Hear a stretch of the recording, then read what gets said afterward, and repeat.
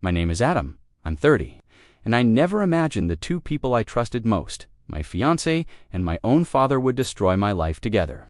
But they did, and the memory of it sits in my chest every hour of the day. I worked long hours as a software developer at a small fintech company trying to build a future. Maya was 26 and a nurse at Mercy General Hospital. Always kind and soft-spoken, the kind of woman who made me feel safe after my mother died. My father, Robert Grayson, was 58 and ran Grayson Development, a local real estate firm everyone in town respected. The man who taught me to work hard and to never back down. So when Maya moved in and we started planning a wedding, it felt like everything was finally right. At first, it was small things. Maya stepping out during family dinners to take a call, a text that she hid when I came into the room, a laugh that sounded a little guilty. She told me the calls were from late shifts at the hospital. I wanted to believe her. I wanted to trust her. Then one night, I saw a message flash on her phone from a name I didn't know, RG. And the message read, "Tonight, I'll pick you up. Can't wait." My hands shook when I asked her about it. She said it was a work friend, but her lie felt heavy.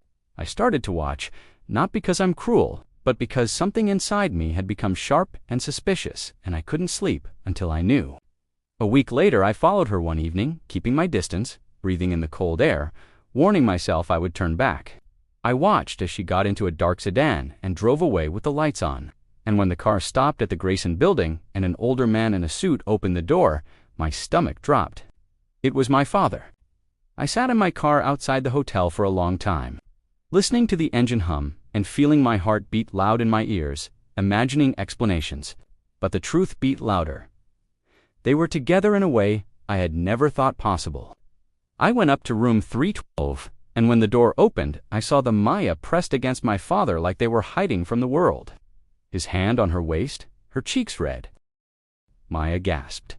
My father tried to say something, "Adam, it's not," but his words were small and thin, and none of it mattered.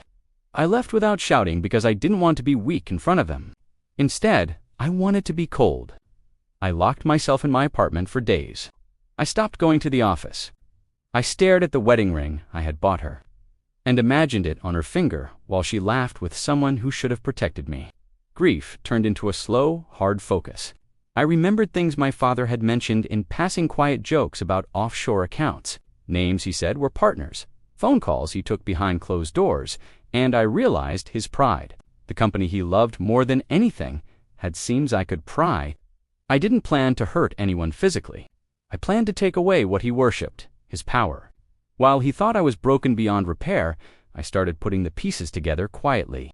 I saved messages, kept copies of documents I had access to through family gatherings and business dinners, wrote down dates and places, and asked questions to people who worked for him without telling them why. I did not break laws. I gathered what was already there, the proof that showed the truth of his deals and decisions. I also watched Maya. I let her think I would forgive her. I invited her to dinner with me like nothing had changed. She came, smiling in a soft dress, and when she sat down, I slid an envelope across the table. Inside were pictures I had found, copied texts, and a note that said, plainly, "You chose him. This is what you lost." Her face went white. She begged, "Adam, please, I'm so sorry," and I felt the old love tug at me. But I had been torn open, and I could not sew the pieces back together. A few days later, I sent what I had to people who could not ignore it, the local paper, a regulator who had long suspected bad business, and the board members who had looked up to him. The fallout was faster than I expected. My father's name was in headlines. Grayson Development faced audits and angry partners. He tried to hold on and failed. Maya disappeared from my life and from Mercy General. People said she left town, but whispers never tell the whole story.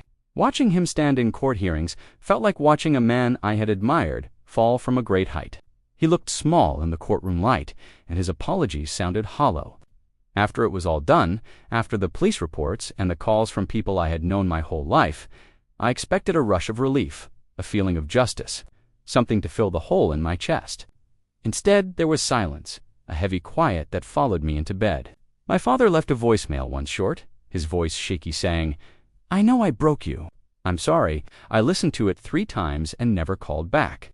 Some nights I still wake up and replay the hotel door opening, the smell of cheap aftershave mixing with perfume, The look on Maya's face when she thought I hadn't seen. I have changed. I am harder now. I keep my hands steady and my answers measured. I learned that trust is fragile and that people you expect to protect you can choose themselves instead. I don't tell this story to brag or to celebrate. I tell it because it is the scar I live with, and because if someone out there has been betrayed, they should know how sharp that kind of hurt can be. So tell me if it was you. Would you have stayed and forgiven? Or would you have walked away and done the same as me?